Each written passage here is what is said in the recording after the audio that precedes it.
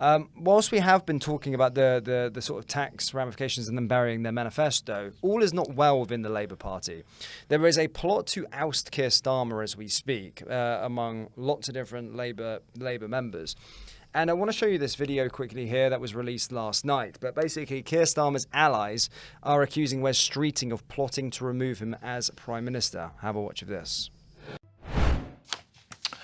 Yes, well, welcome along. Good evening. And the breaking news literally right now is that Sir Keir Starmer's allies have accused Wes Streeting of plotting to oust him from office. They're warning that any attempt to do so would trigger a market shock. Well, hold that on the screen for a second because there's some more detail in the last few minutes as well.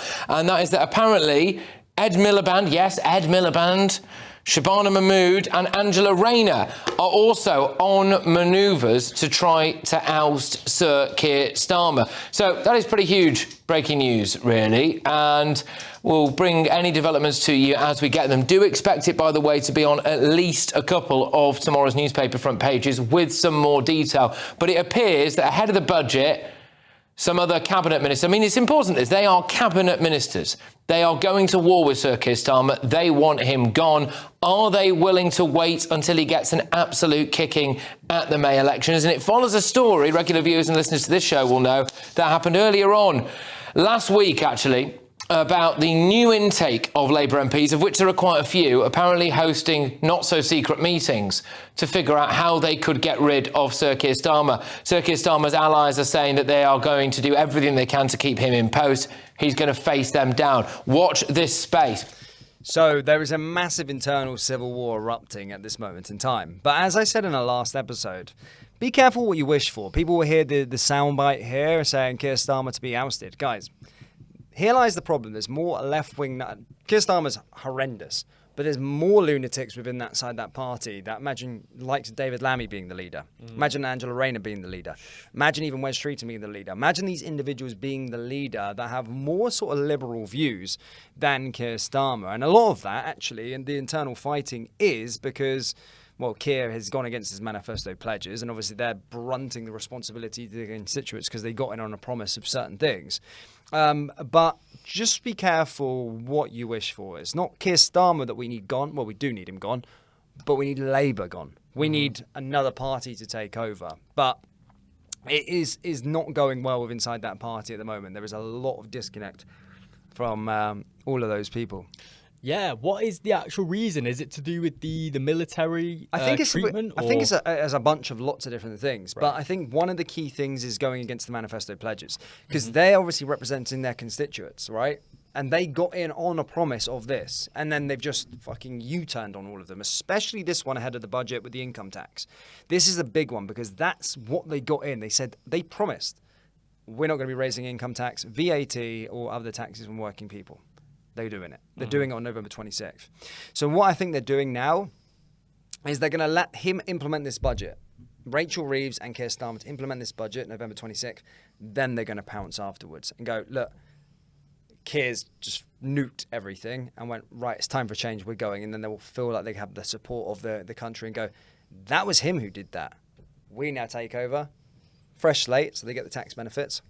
They won't reverse it, but they'll be like, that was him who did that. Now we're going to start implementing change. Well, they've got that extra bit of cash there from the budget without brunching the responsibility and just going, yeah, well, Keir did this, Keir did that, Keir did... This is the new regime now. We can't just overturn it, but we now just go forward and do our own thing. Yeah, it's like a Trojan horse, right? Yeah. They're almost using Keir as like a scapegoat and getting him to implement the policies that they want implemented and then removing him in order to sort of... To show that we have done it, we've got him out, and now we're going to be for you people. Now we're not going to lie. Well, look, if you trust any of these politicians, then you are part of the problem. And the problem is as I said, I hate Keir Starmer as much as the next person.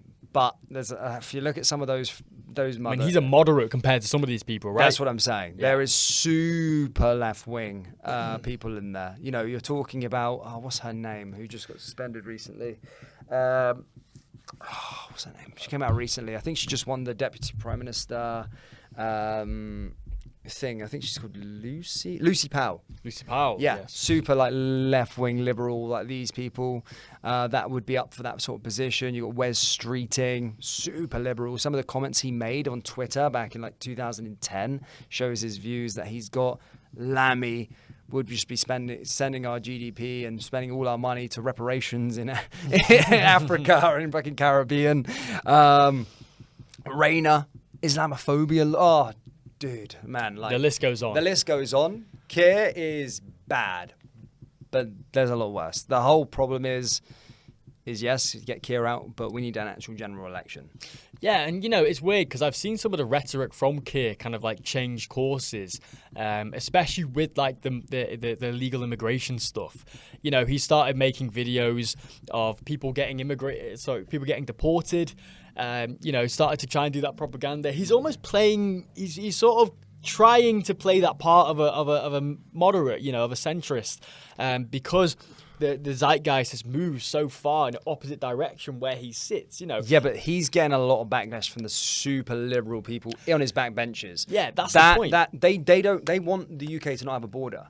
So whilst they're saying that they're implementing this, these are like, you're hearing people in the part of the cabinet that are like, yeah, we're doing stuff for illegal immigration. Those ones on the backbenchers, like hundreds of them, they don't believe in borders. Like they're super liberal. They don't want the borders.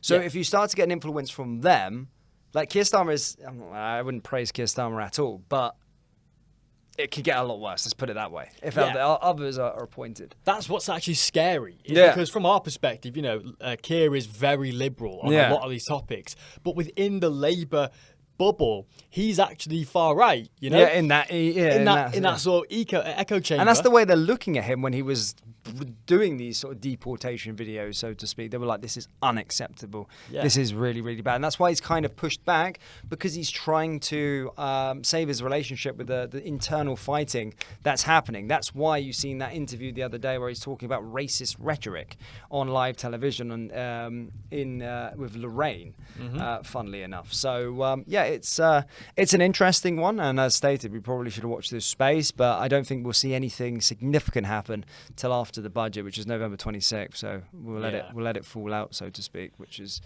fairly interesting.